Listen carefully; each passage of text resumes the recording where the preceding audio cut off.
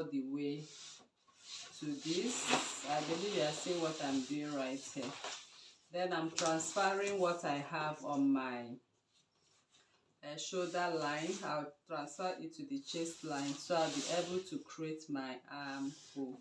So at this point, we are not actually going to create a full armhole because of the pattern of the sleeve. So the pattern of the sleeve we have is actually a cut together sleeve. Okay, so this is what I will do. I will complete my measurement of my bust divide by 4, my waist divide by 4, and my hip, although I have, okay, I'm supposed to have my hip measurement. Okay, so let me do here, let me use here as my hip. Okay, so I'll just measure my hip divide by 4. Then the length of this gown will be above the knee. Let us use here as above the knee measurement. All right, so we want to connect as usual. So I'll be connecting what I have from chest line.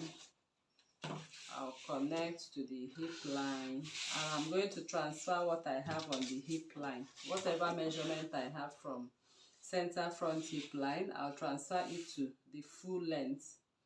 So I'll call this my full length.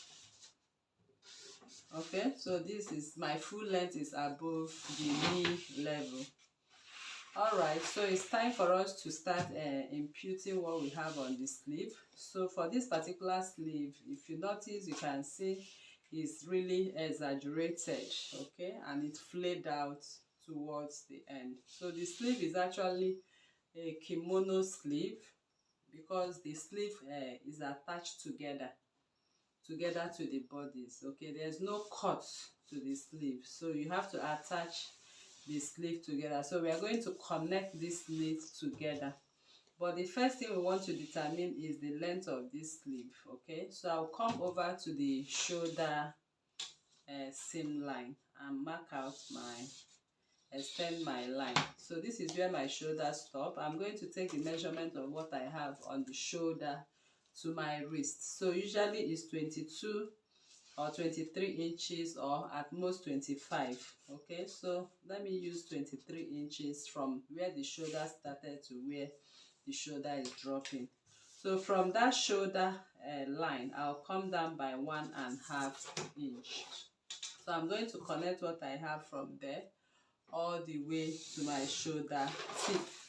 So I connected it all the way to my shoulder tip.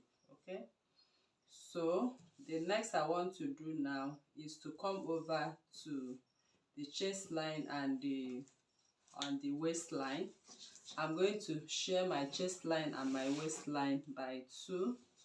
So this is what I got. So at this point of half, I'm going to take this line perpendicular to this line because I'm trying to create my my kimono sleeve pattern. So I'll just do that either to the waist, or I can do that to the, okay, let me do it to the waist. So I'll connect this to the waist this way because the sleeve is really exaggerated, and from that part of the waist I'm going to extend my sleeve. You can see how I placed my pattern ruler. Okay, so it actually has a bell shape. Okay, so you have to expand as much as you want. Okay, you can even keep coming this way as much as you want. So but for the purpose of this tutorial, I'll just leave it at this point, but ensure that you can go and widen. In fact, you can even slash and spread this line. I've done a video on a kimono sleeve with a bell sleeve on this channel. You can check it out to understand what I mean by slashing and spreading it. But the way it is, you are good to go. If you are cutting on your fabric directly, this is exactly how you are going to mark it out on your fabric.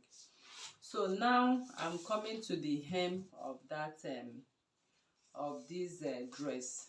I'm going to extend the hem because if you look at the hem, you can notice that the hem is quite wide. So I'm going to make an extension of what I have on the hem, and I'm going, so before the connection of this sleeve, please, I want you to note that your hem has to be extended.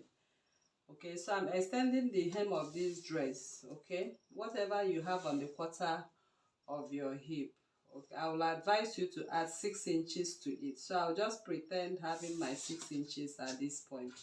So this is 6 inches, meaning that when you times it by 4, you'll be having 24 inches added to your hip to make this dress flow the way you see it right there on the thumbnail. So I'm going to extend everything I have here. In fact, I'm going to extend and add the 6 inches.